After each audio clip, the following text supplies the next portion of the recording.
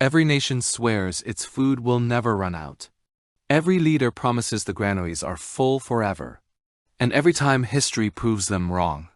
From the bread riots of ancient Rome to the empty shelves of Caracas, people have woken up to find their plates bare, their children hungry, and their futures stolen by systems they thought were unbreakable. Famine isn't rare. Famine is the rule. The real question isn't whether the food disappears, it is how you feed your family when the trucks stop rolling.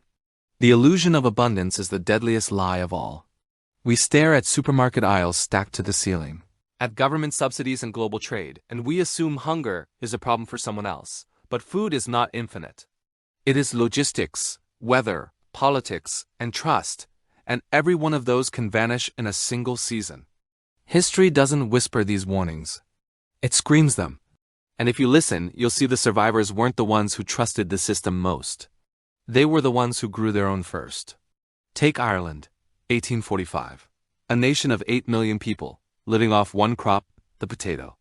The British called it efficient. The Irish called it dinner. Then the blight hit. A fungus from America, carried on wind and trade ships, turned entire fields black overnight. Within weeks, the staple food of the poor rotted in the ground. The British government? They exported grain out of Ireland while 1 million starved. Landlords evicted tenants who couldn't pay rent with dead crops. By 1852, 1 million were dead. Another 1 million fled. The population never recovered. What survived? Not government relief, not foreign aid. The families who had hidden seed, kept chickens, or fished the coast ate while others begged. The ones who owned even a quarter acre of land outside the landlord's reach became the new middle class after the famine. That's the first brutal lesson. When food becomes political, the state feeds itself first and starves you last. But famine doesn't always need a plague. Sometimes it needs a pen. Ukraine, 1932. Stalin's Soviet Union. The breadbasket of Europe, endless wheat. Rich black soil. Collective farms as far as the eye could see. Then Moscow demanded quotas. Trains rolled in, took every grain, every potato, every chicken. Villages that produced 10,000 tons were ordered to deliver 12,000. Refuse? You're a saboteur. Hide a sack of grain? Death. By 1933, 7 million Ukrainians were dead, not from war, not from drought, but from policy. They called it the holodomor, death by hunger. Children ate grass. Parents ate children. Entire towns vanished. What survived? Not the collective. Not the party. The farmer who buried wheat in the forest. The widow who kept 2 goats in the barn, the teenager who traded a watch for a sack of flour. They lived. The ones who produced calories no bureaucrat could count became the seed of the next generation. That's the second lesson. Centralized food equals controlled starvation. Now travel to Bengal, 1943. British India. The jewel in the crown, rice fields stretching to the horizon. Then Japan invaded Burma, trade routes cut. Churchill diverted food ships to British troops in Europe. For the war effort, rice prices jumped 400%. 3 million Bengalis starved in the streets of Calcutta.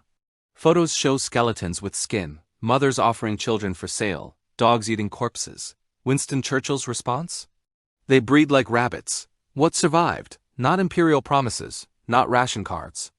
The families with backyard banana trees, fishing nets, or a single cow had milk when rice was gold. The ones who bartered jewelry for lentils before the market collapsed ate for a year. That's the third lesson. War doesn't just kill soldiers, it kills dinner. Fast forward to Caracas, 2016. Venezuela, floating on the world's largest oil reserves. Supermarkets with armed guards. A Big Mac cost $167 bolivars in January. By December, $100 on the black market. Hyperinflation hit 1,000,000%. People hunted pigeons in parks. Zoo animals disappeared, eaten. The government printed money. The people printed gardens. Rooftops became tomato farms. Backyards became chicken coops. The ones who laughed at preppers in 2010 were begging for seeds in 2018. What survived? Not oil, not socialism, not dollars. Calories you control. That's the modern echo. When currency dies, food becomes the new gold. But the pattern isn't just historical, it's mathematical. 1 bad harvest equals 30% price spike. 2 bad harvests equals empty shelves. 3. Civil unrest. Look at Egypt, 2011. Bread prices up 300%. Arab Spring begins. Look at Pakistan 2022. Floods destroy 40% of crops.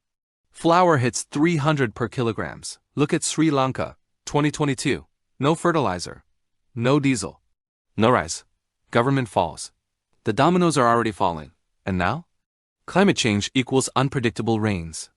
Trade wars equals blocked ports. Fertilizer shortages equals Russia-Ukraine war.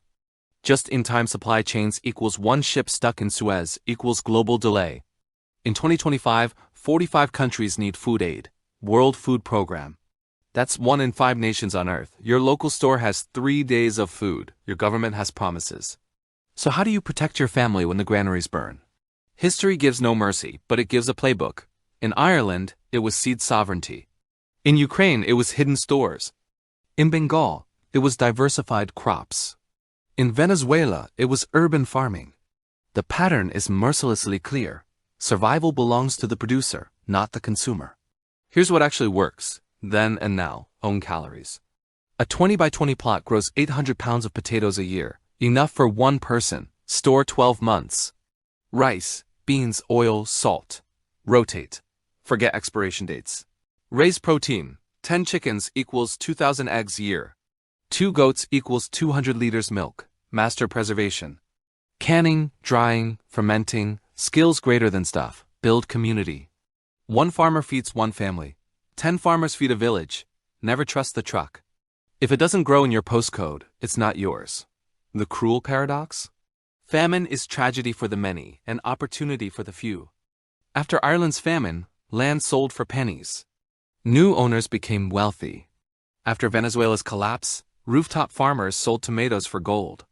After every hunger, the prepared inherit the earth, because the desperate sell everything to eat today. Wealth isn't just what you own, it's what you can feed. The baker who trades bread for tools. The gardener who swaps zucchini for medicine. The farmer who feeds the neighborhood when the stores are looted. Production never starves. That's the final protection. Not blind faith in supermarkets. Not hope in government trucks. But soil under your nails, seeds in your pocket, and skills in your blood. History doesn't repeat, but it rhymes. And the rhyme is always the same. When the granaries burn, the sowers survive. The question is not if the shelves will empty. They already are, in slow motion. The question is, will you be one of the many holding ration cards, or one of the few holding seeds? When your child asks for bread and the store is dark, will you have a promise or a potato patch? History has the answers. I'll show you where to dig. Hit subscribe. Your plate depends on it.